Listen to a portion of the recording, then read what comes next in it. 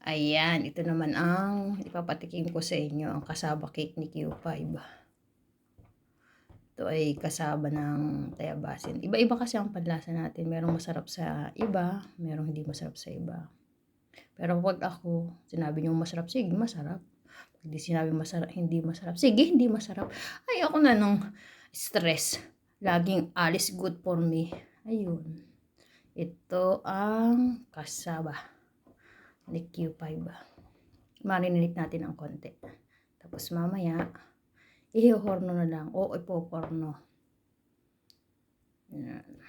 Wala akong vanilla pero titingnan ako mamaya sa tindahan dito. Paglabas ko, may hinihintay lang akong kaibigan namin. Sasama na paglabas. Tapos habang may bibilhin ako, dina-marinate na ito. After nun, ihohorno ko na lang. Siguro namimiss ito ng mga kaibigan ko dyan sa Bologna. Shout out po sa mga taga Bologna.